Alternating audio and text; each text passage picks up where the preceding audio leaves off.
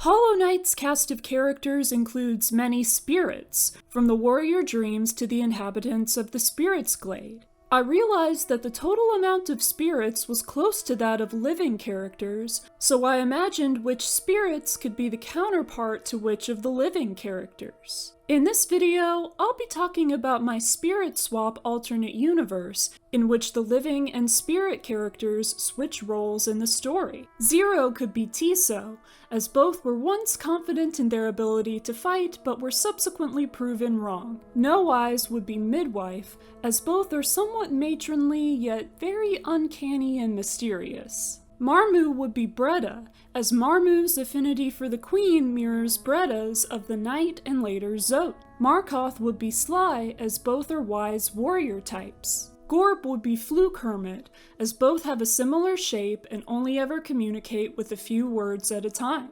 Galeon would be Little Fool, as both are excited to be warriors but seem to have let their own folly get the best of them. Elder Hu would be Confessor Gigi, as he seems like he would know about the Knight's regrets as Gigi does because he is a wise sage. The Gravedigger would be Elderbug, as both are old men from Dirtmouth who aren't exactly the most optimistic. Revek would be Hornet, as both won't hesitate to attack the Knight if they see a good, justified reason to.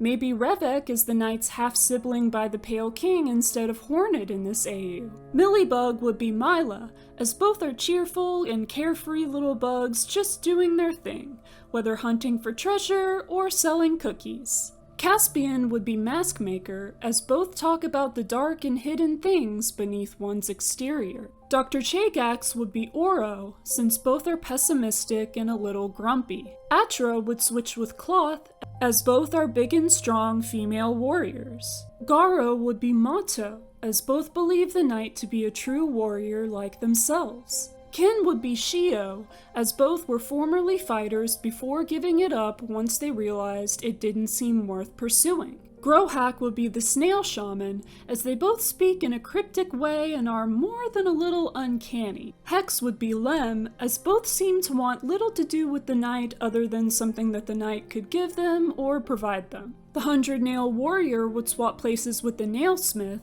and instead of strengthening the Knight's nail, they would give the Knight one of their own stronger nails whenever they thought the Knight had earned it, or if the Knight gave them enough geo and perhaps also pale ore. Karina would be Emilicia, since both are vain, distinguished, and proud of themselves. Perpetos Nu would be Quirrell, as both believe in the Knight's strength and are impressed by their ability as a warrior despite their small size.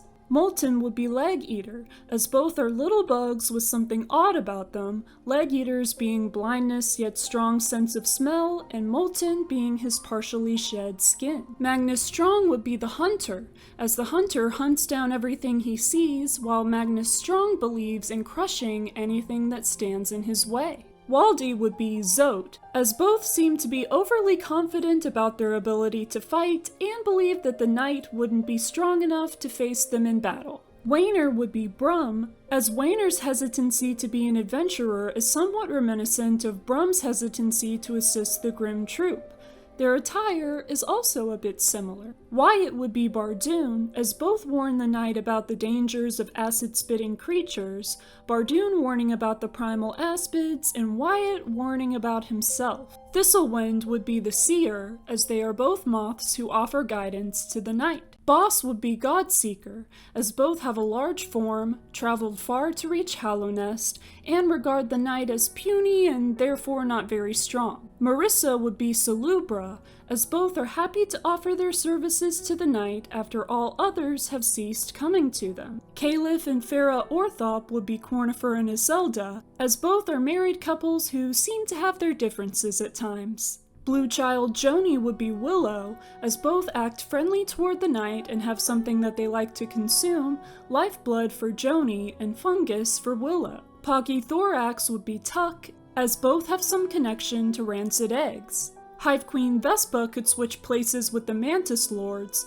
as both are leaders of a society that remains separate from Hallownest. The Trader's Child and Zamare would switch roles, the Trader's Child being the one who requests the delivery of the delicate flower to Zamare's grave, and Zamare being the one who briefly appears as a spirit and bows once this has been done. Finally, the moth outside the Shrine of Believers would swap roles with Mr. Mushroom, as both speak in cryptic, fourth wall breaking ways. So what do you think of my AU idea?